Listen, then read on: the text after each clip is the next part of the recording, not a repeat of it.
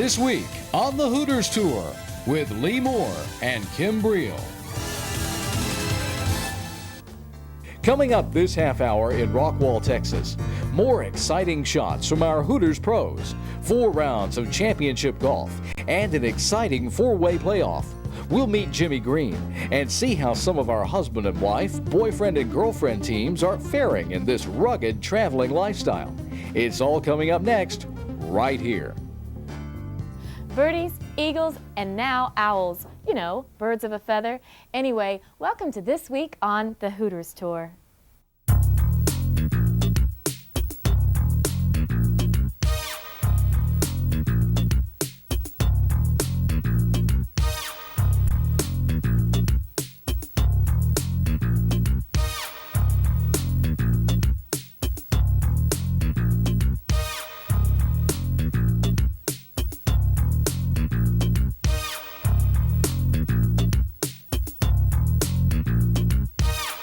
Who's getting happy? Who's having fun? Who's been to Hooters? Come on, everyone, it's at Hooters. Hooters.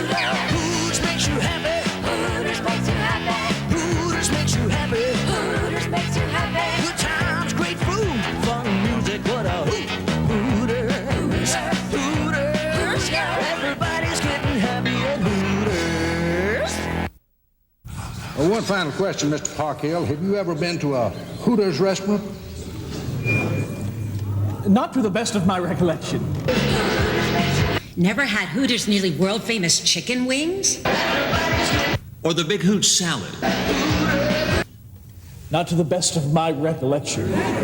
Mr. Parkhill, we simply cannot confirm anyone for this post who has never been to Hooters.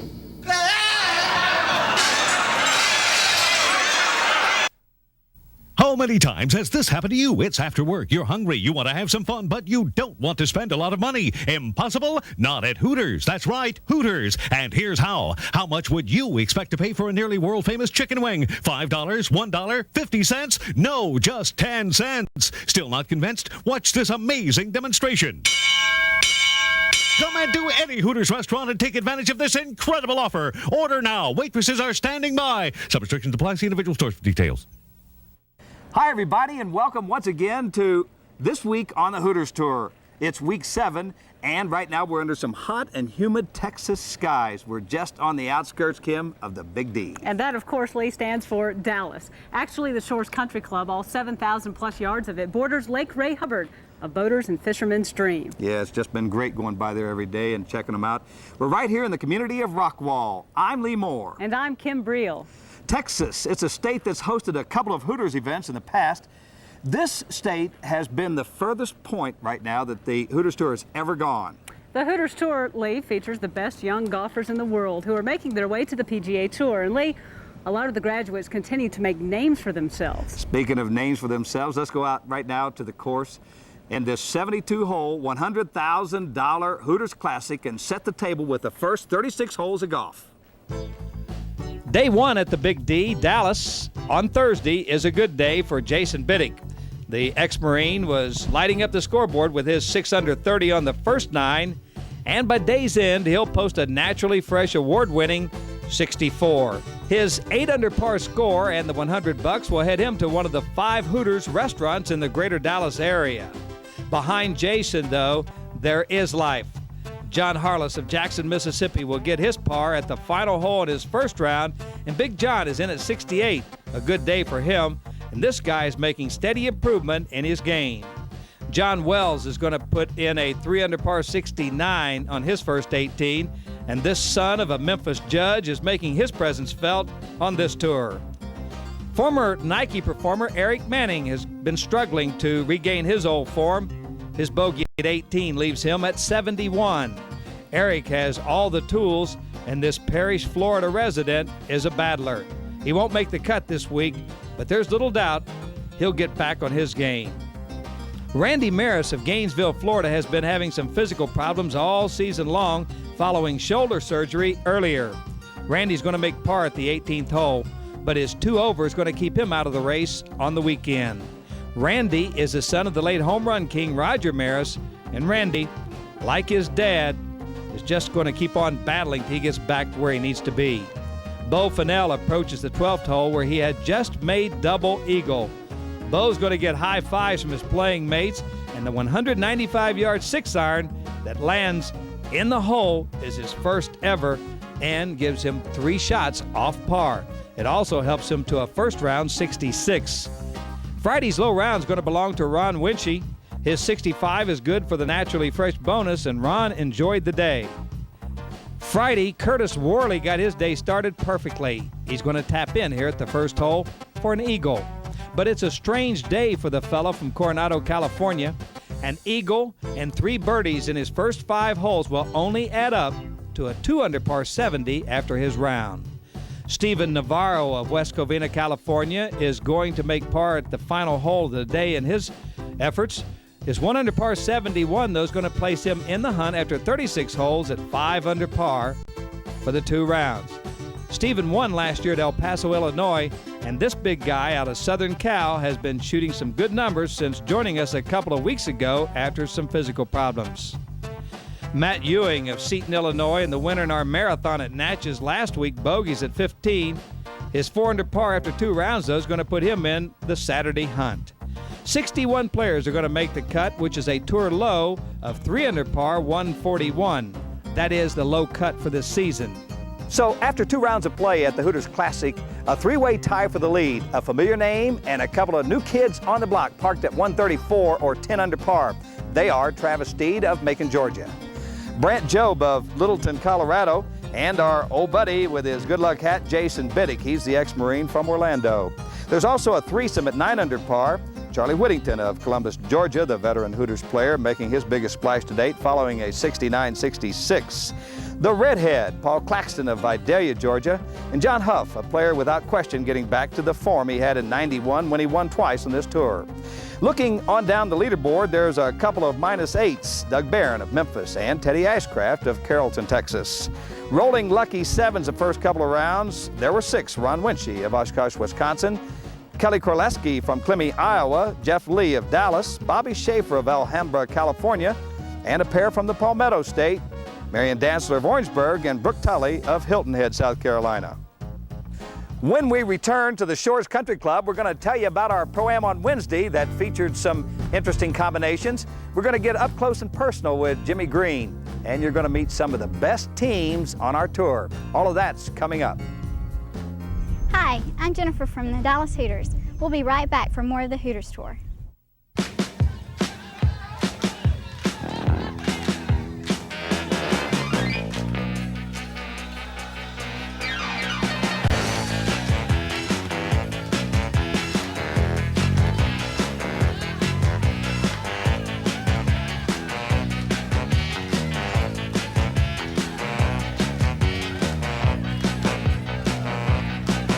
Everybody's getting happy at Hooters. And remember, you're playing for Bud Light, ladies. The boys are back in town. These guys are good. Who are you calling guys? Yeah. Looks like you're in the finals. Ma'am, For the great taste that won't fill you up and never let you down, make it a Bud Light. You're the defending ladies pool champion? Yes, I am.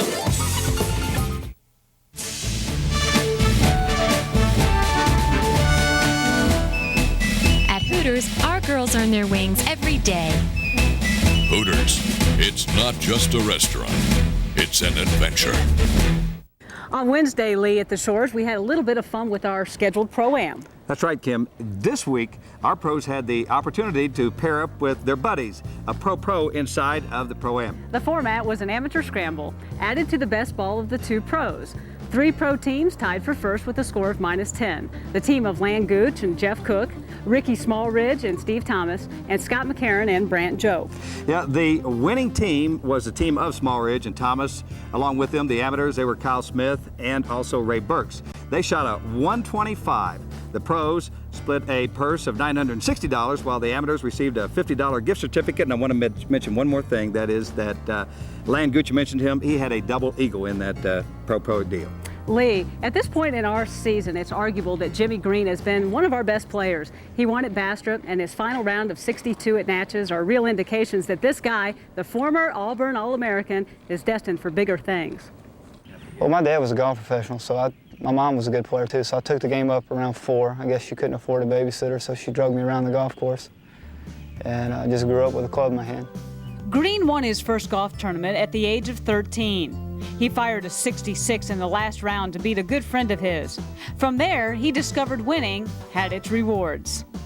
I'm 24, and I hope 24 is a peak. You know, I'm having a good year so far. I take one tournament at a time, and I try to play better each week. Green was an All-American at Auburn.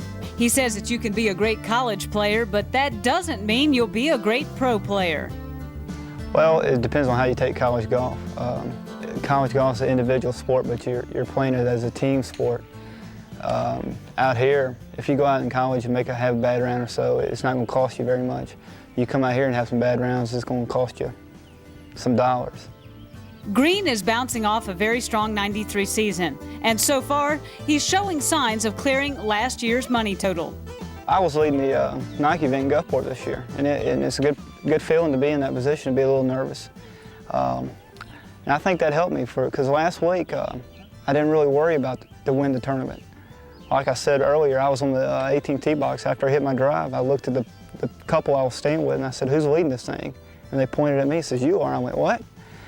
So, you know, it feels good to win out here because there's a lot of good players I played in college out here that have won out here. I've kind of felt, you know, I haven't won out here, and I always kind of look at the winners in a certain kind of group. So it feels good to win.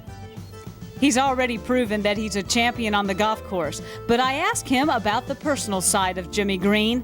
A wife and 2 kids at home. How difficult is it at the age of 24, chasing a dream and leaving the family at home? I don't know. I was thinking about this year if I wanted to play or not. We were having that new little boy, and I'm gone so much. You know, I see guys out here that are very good players that are, you know, that can win, who've won on the Nike Tour before, and they just hadn't got there yet. I don't know. I hope I don't have to worry about that and I can be out there next year. And even though the team of Jimmy and Kelly Green aren't out here with us this week, we do have a big contingent of golfing partners.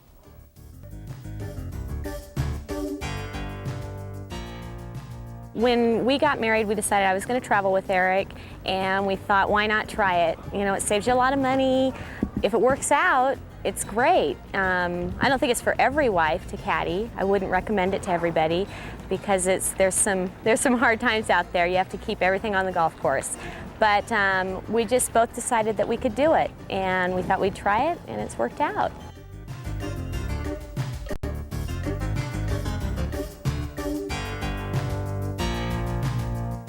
I think it's hard when they have a bad round to be right there and listen to them kind of tear themselves up. But at the same time, if you're right there, then hopefully you can help them turn it back around and get it going again.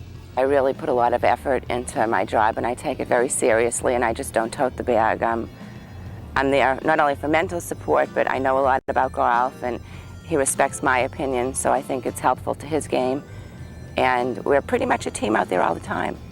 About 3 weeks ago, he hit an errant shot, we'll just call it that, and chose to turn around and swing at the bag, which was only maybe 12 inches from me.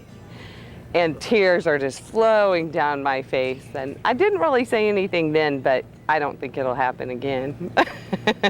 Well, we didn't know where the ball was because we couldn't see it. There was a mound right in front of us from where he had hit his third shot.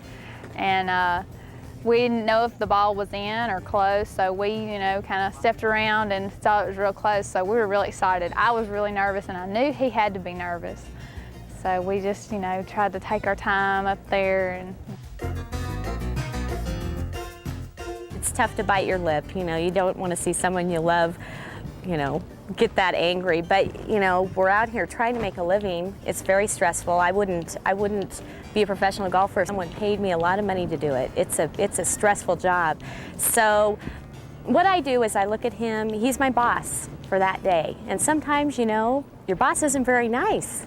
Actually, yesterday, Andy told me I probably did my best caddying job ever, so that was a real important day for me. I read the putts really, really well and helped him a lot with his club selection. And it's hard to get a compliment out of Andy. And he told me I had my best day ever, so that was pretty good.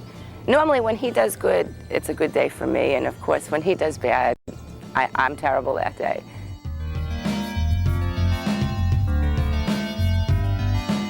The neat thing about professional golf and having wives, girlfriends involved, we all have the same stories. We all have the same horror stories. You know, oh, we forgot to sign a scorecard, or oh, we missed the cut by one, and we all have the same success stories. You know, he won by a shot, or he made the cut by a shot, and so you're just a family out here. You know, it's not like any other sport where you're like, you know, oh, I want you to lose. That isn't how it is out here. You know how tough it is for everybody, and so if someone wins, even if they beat you, good for them. You know, you deserve it. We all work very hard out here, so it's fun to get together with wives and realize that you're not the only one that's forgot to sign your scorecard, or you're not the only one that's missed, you know, a cut by one or whatever. So we get together and it's a lot of fun. We have a good time.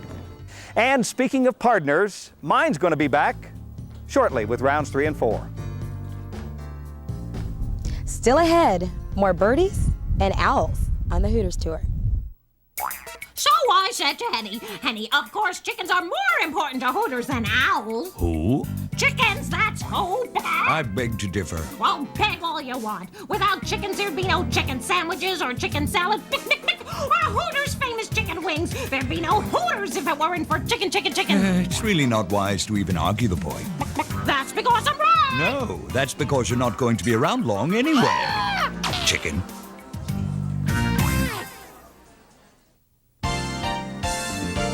Naturally fresh, simply delicious. Just wait and see. You'll taste the quality. The quality, preservative free. We always have been, always will be. Naturally, it's simply delicious.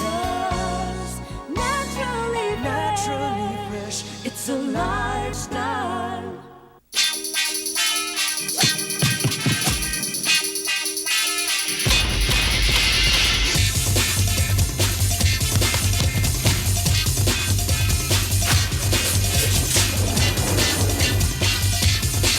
Are you still drinking the old thing?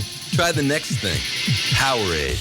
With 33% more carbos than Gatorade and a taste you can really slam. Powerade, the next thing. 61 players shot 3 under or better to make up the field for the final 2 rounds. Yeah, I tell you, it was tight. 7 shots separated the top from the bottom. This tournament was setting up to be anyone's game. With only 7 strokes separating the bottom from the top, there were 61 players in contention. The leaders, though, were names like Steed, Job, and Biddick. And there was a young man named Whittington. On the first hole, par 5, both Jason Biddick of Orlando and Charlie Whittington of Columbus, Georgia, sank putts for birdie. Biddick would move to 11 under and Whittington to -10. Brant Job of Littleton, Colorado, and Travis Steed of Macon, Georgia, followed that group, each birdieing the par 5 first hole. Job and Steed would move to -11. And by hole number 11, Biddick would miss this putt, falling back to 10 under, while Brant Job saves par on the par 4 13th hole to stay at -13. Kelly Korleski started the day at -7. This birdie on the par 3 14th hole moves him to 9 under for the tournament. Ron Winchie would birdie at 14 as well. He is at -6 and he'll finish the day with a 72 and 7 under for the tournament. John Huff of Atlanta had rounds of 66-69 heading into round 3, just a single stroke off the lead. He'll shoot 67 today and he'll be one to watch on Sunday. Yeah, putted real well today. That was kind of the key. I putted as well today as I did when I opened up with 66, and one out of the lead, so I'm right there. There's a lot of good players, so it's going to take another good round to win it tomorrow, and I think you're going to see a lot of guys fighting for the title coming down the stretch. It's that deep of a field around the top. Taking a look at the leaderboard after 3 rounds of play, Brant Jobe of Littleton, Colorado takes a 1-stroke lead over John Huff of Atlanta. Jeff Lee of Dallas is 2 back at 13 under. He shot a 66 today. Charlie Whittington is in at -12 with Dwayne Lorio posting a 67 to move to 11 under par for the tournament. There are a couple at 10 under, including Andrew Morse and Ricky Smallridge. A couple of others at striking distance, Mike Swartz, Lan Gooch, John Wells, and Paul Claxton. And on Sunday, while the weatherman was calling for sizzling heat in this East Texas community, the Hooters Classic's going to feature its own brand of heat. We'll see a lot of birdies on this day, one that will separate the champion from the rest of the pack. The tour played threesomes on this final round, and the last pairing of the day would have Brant Jobe, John Huff, and Jeff Lee. For the first 6 holes, it would be the ultimate match play championship, scorecard golf, each waiting for the other to make a move. Meanwhile, a few groups back, Lan Gooch was trying to make a move. He started at -9, but this birdie at hole number 9 would put him at -11 and 4 strokes off our leader. Andrew Morse made his presence felt. He too started the day at -9, but this birdie at number 15 would have him at 16 under for the tournament and the low man in the clubhouse. Mike Swartz also had a spectacular day. His 65 on Sunday would put him at 16 under and tied with Andrew Morse. The number to beat, obviously, was 16 under. Jobe entered hole number 9 at -15. He would birdie here and move to 16 under. But there's more. John Huff and Jeff Lee would also birdie number 9, Huff moving to 15 under and Lee to -13. And just 5 holes ahead, Javier Sanchez would birdie the par 5 15th hole to move 1 stroke out of the current leaders to 15 under par for the tournament. By the time our last group of Jobe, Huff, and Lee made it to 15, Huff and Jobe were tied at 16 under, and Jeff Lee was at -14. All 3 would birdie number 15, and we had 2 new leaders at -17. Huff and Jobe, they would par 16, 17, and head to 18, tied, pressing to secure the victory. Both players missed the green right. Huff left his chip shot short, as did Jobe. Huff would make bogey, and Jobe had a chance to win with this putt, but it missed. So it was on to the first playoff hole with the 4 players at -16. Andrew Morse, Mike Swartz, John Huff, and Brant Jobe. Coming back into the long par 4 18, Swartz misses the green right and makes this chip where he will make 4. Andrew Morse would also chip. He almost makes an incredible 3, while John Huff would 2-putt for par. Brant Jobe would stroke this putt up the hill, breaking left, to make a miraculous 3 and win the playoff for the $15,000 first place check. Well, I mean, those are one of those deals where you hit it and you hope it gets close, and if it goes in, that's kind of a bonus. So that's what happened. I didn't expect it, but it's a nice surprise. Here's your final leaderboard. Brant Jobe wins his first tournament on the Hooters Tour with rounds of 66, 68, 67, 71. Mike Swartz, Andrew Morse, and John Huff will each get $5,800 for second place. Dwayne Lorio comes in 5th, along with Jeff Lee. Moving on down, Javier Sanchez, Lan Gooch, and Travis Steed. They each earned $2,200 for their efforts. Some more familiar names, Steve Pope, Jack O'Keefe, and Ricky Smallridge, all tied for 10th place. Hi, I'm Katrina from the Dallas Hooters. Stick around for This Week on the Hooters Tour.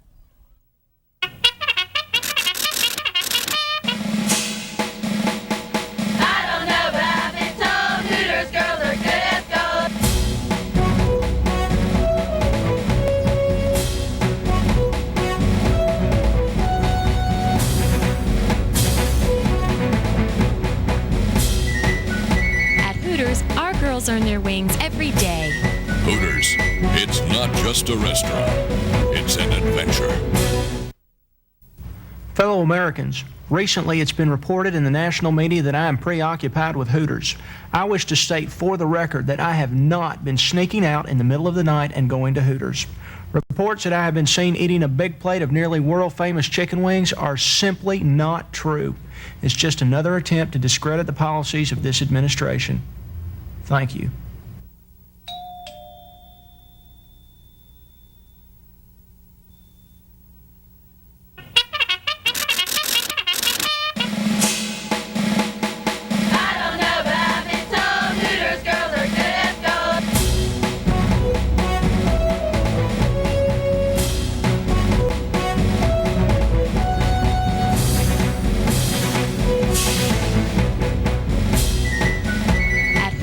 Our girls earn their wings every day.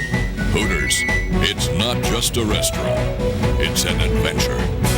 On our player tip today, special guest Jeff Jones, who's had a lot of involvement with this tour, is going to show us how a spring in the swing can help you get just a little bit more out of your golf game.